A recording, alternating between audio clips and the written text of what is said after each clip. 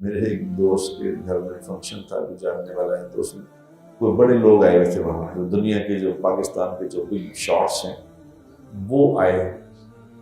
تو ظہر کا ٹائم تھا. ظہر کا ٹائم تھا. اب لوگ کچھ آ گئے تھے، کچھ آ رہے تھے. جو چیف گیسٹ صاحب تھے وہ انہوں نے آنا تھا ابھی. تو میں نے اس سے کہا، میں کہ نماز کا ٹائم ہو گیا، نماز کا ٹائم ہو گیا. تو انہوں نے کہا، یار چپ کر جا، تیری مہربانی، چپ کر جا، میں تیرے کمرے پڑھ کے پڑھا، میں چپ کر جا، ایسی گل نہ کری، اتنے لوگ دور جانا، چپ کر کے پڑھ لو، تذکرہ نہ کرنا ہے.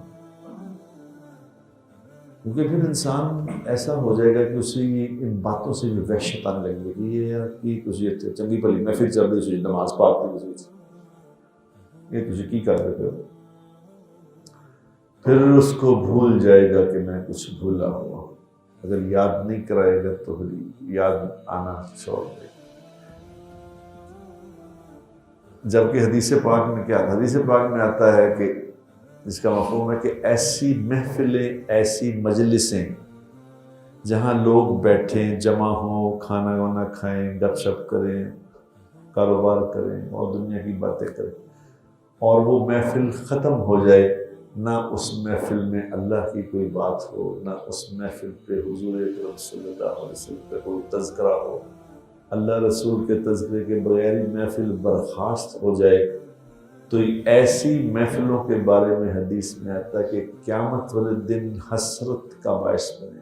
حسرت یہ کیوں، یہ ہاتھ ایسے نماز میں کیوں کرتے ہیں، ایسے ہاتھ کہ یوں کر کے، یہ کیا ہے اس کے پیچھے؟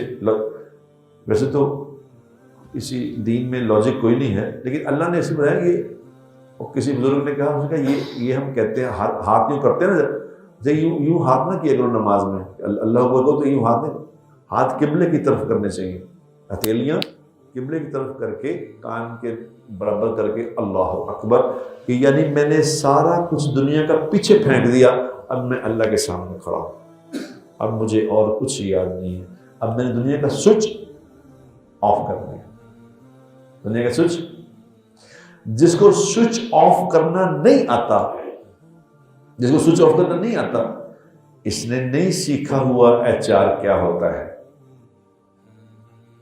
جو اللہ کے نبی صلی اللہ علیہ وسلم فرما رہے ہیں کہ ایسی نماز پڑھو کہ جیسے تم اللہ کو دیکھ رہے ہو، ایسی نماز پڑھو. پھر فرمایا چلو ایسی نہیں پڑھ سکتے تو ایسی پڑھو کہ اللہ تمہیں دیکھ رہا ہے. یہ ہر چیز ممکن ہے، لیکن دیکھو نا، نماز تو وہ سیکھے گا جس کو یہ یقین ہوگا کہ مجھے اللہ کے سامنے پیش ہو رہا ہے، میری نماز چیک کی جائے گی.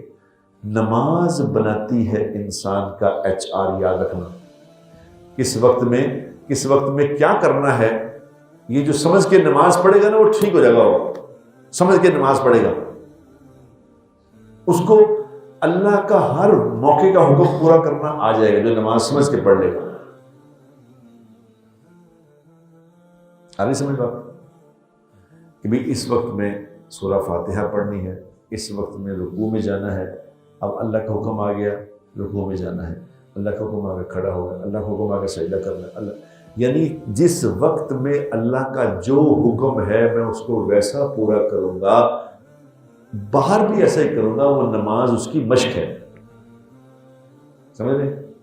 نماز اس کی، جو نماز کو ٹھیک پڑھ لے گا اس کی پوری زندگی ٹھیک ہو جائے گی. یاد رکھنا، اس لیے حدیث پاک میں آتا ہے نا کہ جس کی نماز پوری اور اچھی نکل آئی، اس کے قیامت دن باقی سارے اعمال پورے اچھے ہوں گے.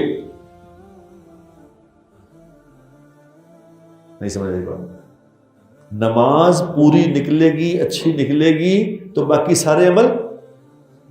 تو یہ کیا کہہ رہا ہے؟ اور نماز تو اللہ نے معاف کاری دینی ہے، میرا اللہ کا معاملہ ہے، سکتے ہیں وہ گل باغ نے. یہ کس نے کہا؟ کس نے کہا؟ کوئی قرآن میں لکھا ہے یہ بات؟ حدیث میں آئی ہے کہ خود بخود ہی بنائی ہے؟ اللہ نے تو یہ نہیں کہا. اللہ نے کہا، اللہ نے کہا، کس نے کہا یہ بات؟